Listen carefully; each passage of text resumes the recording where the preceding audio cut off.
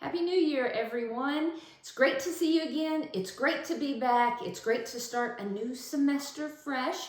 My group of students, my second year students, this is their last semester. They'll graduate in May. So we're going to be dealing with a lot of review stuff. And so that's what I want to do with you also. So today, this week's HQ challenge, we're going to talk just a little bit about end-tidal CO2 monitoring. Now, I've also done a video, I've posted it on my YouTube channel that explains this a little bit more thoroughly, so it might be a good idea just to check that out, okay? So let's go to the question. A patient is in ICU being mechanically ventilated with an end-tidal CO2 monitor in place that is displaying an end-tidal CO2 of 22. Okay, let me draw a really ugly picture. Let's just make sure we're understanding this. So here is the trachea, branches off into the right and left main stem, and I'm just going to draw two circles here. Those two circles represent all of the alveoli in the lung, okay? We also know that we've got that pulmonary capillary bed that runs adjacent to those alveoli. All right, so we've got our setup, and this is saying the end-tidal CO2 is 22, meaning when the patient exhales, they are exhaling a CO2 of 22. All right, the ABG reveals a pH of 7.28. Uh-oh, that's not really good.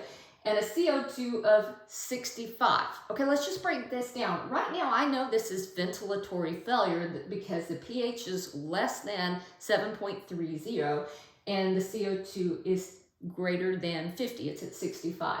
So what we're saying here is in the bloodstream, in the capillary bed, the CO2, the PaCO2 is 65.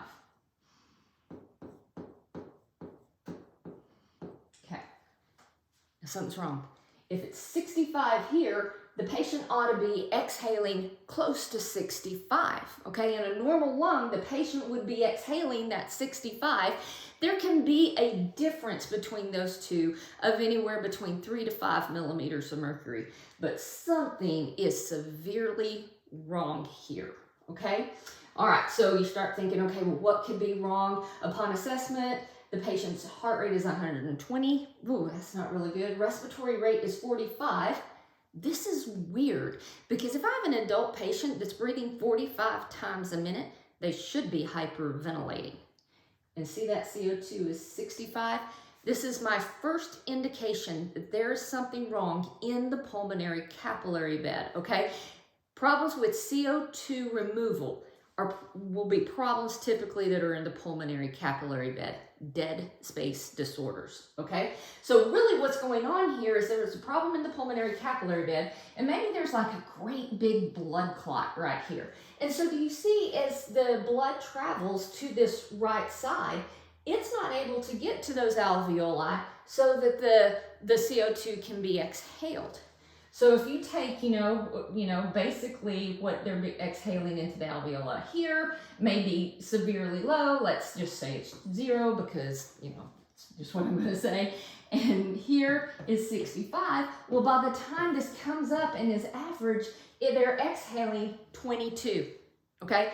This is indicative of a problem in the pulmonary capillary bed, okay?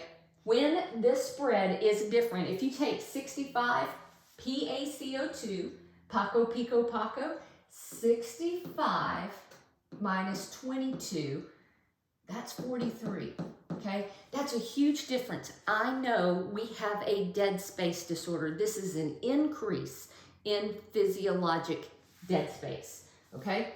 And here we go there, B. It's not a shunt. Shunts have to do with PaO2, okay? The Clark sensor has to do with oxygen, monitoring oxygenation or analyzing oxygenation.